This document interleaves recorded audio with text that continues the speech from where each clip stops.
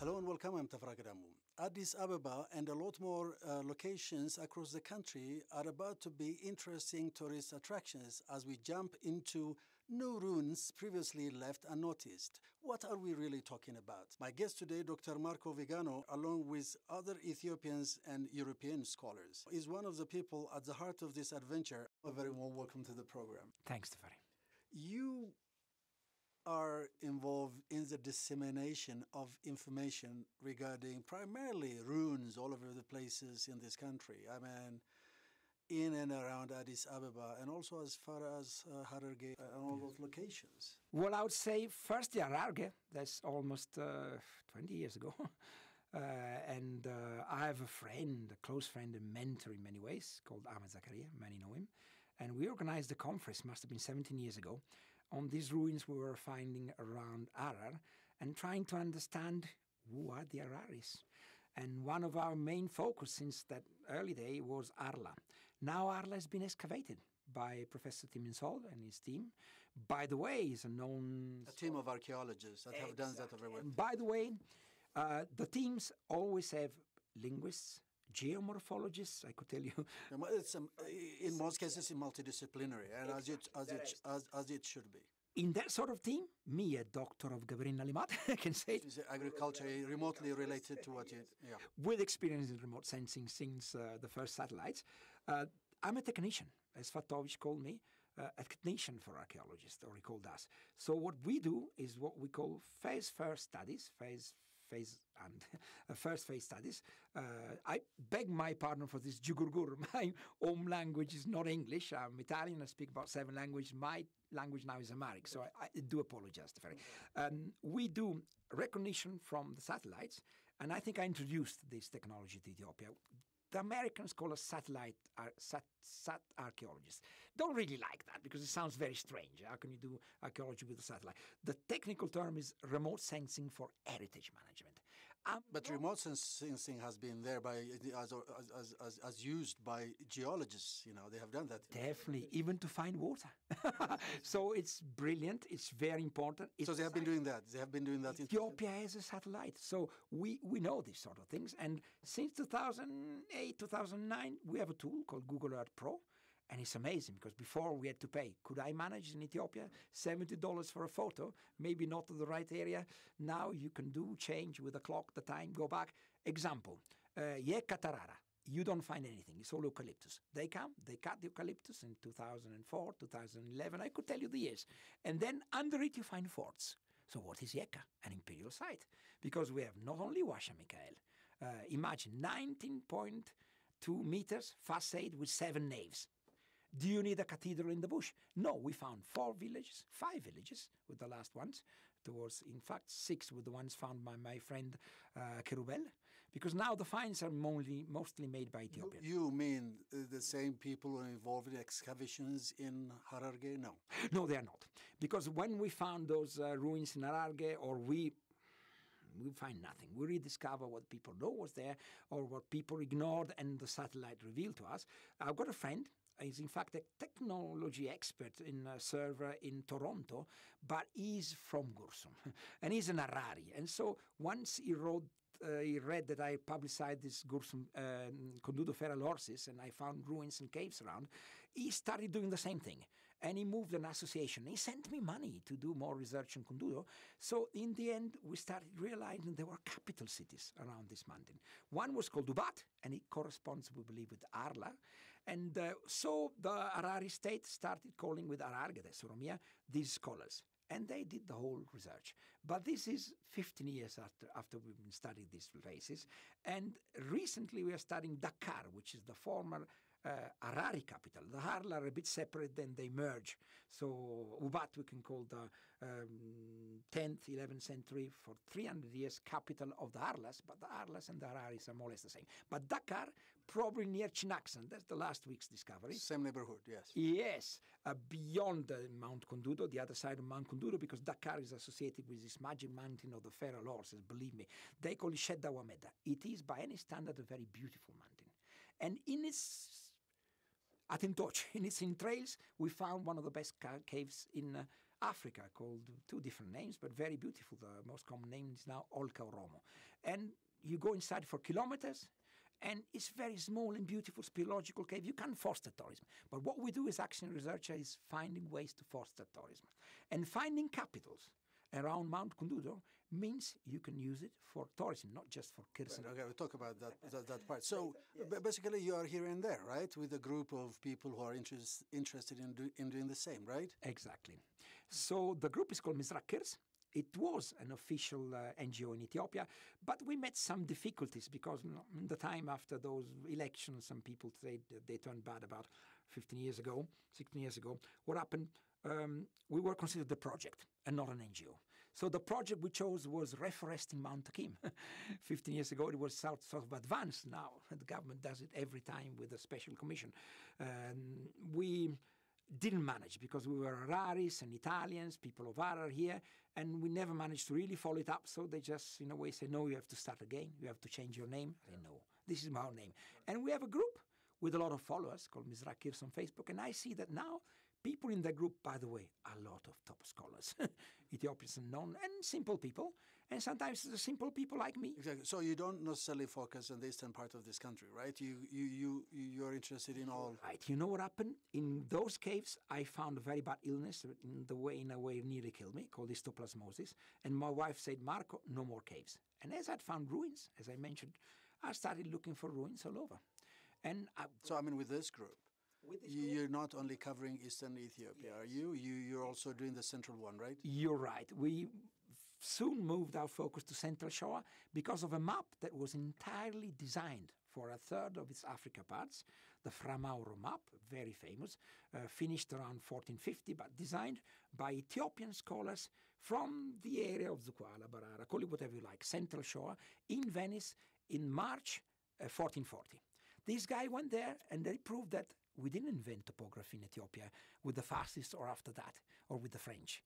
They designed a very precise map of their area, and as Africa was terra incognita, nobody knew, Central Shore became bigger than Congo.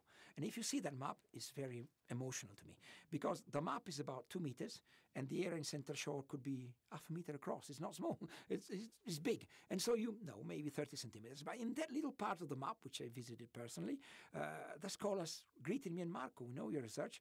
Really, this is the map of Africa. It was the first time ever Africa was put on a map. By whom? By Abyssinian monks. And so we used that map, and we saw that a focus of something was definitely around Mount Wechacha, Mount Definitely that requires a lot more research than we currently have on that particular subject, right? Right. Yeah, well, that's another issue for another time. But how many ruins are you talking about in and around Addis Ababa? Because that's a walking distance. I have to be precise because this is not my domain, it's the domain of ARCCH. Right. There's an authority for research and conservation of these ruins. Basically issues a license for scientific expeditions and all that stuff. No, that's set aside. But only phase one. I can't move a millimeter, and I don't. No. What we do is site walking and site finding via satellites. But the job is being done, especially, I must mention them, by Zerabruk Samare and Kerubel and Seife Gabriel. Seife Gabriel is even as a drone. So we do these things as a group. We will go out as walkers on a Sunday. So you walk for fun and then? Yes, but this has been going on in Addis, at least from my side, for at least 8 years. So I can tell you that there's about 13 forts all around Addis Ababa. Most of the ruins are within Addis Ababa. The big ones are on Reppi, and they're all pentagonal size, like shape, like if the emperors like this shape. And definitely we've got a lot of indication that people were living in peace, and they were from a lot of ethnicity. Because if you say this is a powerhouse with maybe 200,000 people or more living around Addis in that area, in that date, which is from David the First, they will call it the second, whatever, 1380 until the Battle of Shimrakure and the destruction of all these sites by the Barara, whatever you call them, Sadai, in 1530, which is very historical because that's a period where the historians wrote a lot. And if you follow the Fut al-Habesha, which doesn't mean the destruction of Abyssinia, and it was never written by many Arab scholars. It was written by an Harari, and Harari friends know that sort of Arabic, and it was written as an hagiography of Imam Ahmed Ibrahim, we call him the left-hander, who actually destroyed a lot, but also appreciating and never touch La Libera. And these guys describe exactly what they're visiting. So another scholar from Rutgers University just published a very successful book. You can't find it anymore, and I think he printed 15,000. You can't find a copy left, stating that there was a capital around here. We can't state anything because it's all overbuilt, but I can tell you there's forts all over, and these forts should be turned to, you were asking me, economic use, tourism. How fragile are those structures? Some of them are very, very strong. But we could probably realize, can I say that? Some people see a rivalry between us and our Nilotic brothers, the Egyptians, which, by the way, in the time of the pharaohs had more of your color than an Arab color or my color. But that's up for debate. These guys have some power, but their economic power is basically the Egyptian based on more than 30 million tourists. Do we have a tenth of 100 of that? I'm sorry, not yet. They've invested greatly in archaeology. So my cry to the Ethiopian government is fund the SCCH. The SCCH should not be waiting for my 5 PhD doctors, mainly from Italy, who are going to submit a project for this central show. They haven't done it yet because of COVID-19, but I have a PI, I have a principal investigator, a noted archaeologist from Bologna University, who is going to do all the thing. But he wants me first to finish your question. How many sites do we have around? More than 360 in and around Addis. He wants me to finish a sort of huge database, which I'm slow at doing because it needs site visiting, but I can help him, and he should come. He should have come already. He will come soon. But you're not a trained archaeologist, and how can people take you seriously? Well said. In fact, I'll tell you, I've been saying that there's lots of ruins within Addis and in Ararge, if that matters, for 18 years in Ararge and 10 years around here. The first 5 years, I said to myself, and some German scholars, which I think are the best now, the Ethiopisans, if you find their names, sustaining one side or the other recently, but never mind, they are Germans. In fact, I even tried to learn German because of them. And they told me, Marco, if you mention you're finding all these ruins in Addis, they will take you for a little bit of a bonkers guy. So I waited for 5 years. I went to Mekelle at one big meeting, which was about architecture and art and not exactly the EIS, the big meeting. I had half a standing ovation, and big scholars, don't mention them, wanted me to take their place seated because they said, Marco, what you're doing is amazing. I don't know, but I know who I am. I'm a technician, calling the others, calling the archaeologists. If these researchers, Italian mainly, they're my team, but they come from universities all over the world. Ethiopia is a middle-income country since a month. Italy is falling back to being the same, maybe not the same tire, but in the same category of Ethiopia. So maybe they cannot house all the scholars. They don't have all the fund to excavate all over the world. It's not just excavating. They want to submit a project and study here. In the last 5 years, after that outstanding ovation in Mekelle, I thought maybe I'm in business. But then, I'll be frank with you, there were other drawbacks. Some scholars from one ethnicity accused me of defending one ethnicity. I say, well, I'm with Baru Zewde. I think your present diatriba should not go into history because history is bigger than us all.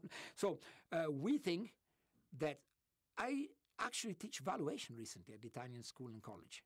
And valuation means I put value to things. And I put values to ruins? Right. Well, but sure. But it always boils down to this. When the RCCH approves research proposals, they make sure that the people who are handling all these projects are really trained professionals in any given field, archaeology, history, and also PhD. So how can you be taken seriously as far as this is concerned? It's a very cardinal rule, if you will. Quite right. I'm not being taken seriously as an archaeologist, but I've been taken seriously globally as a technician for archaeology.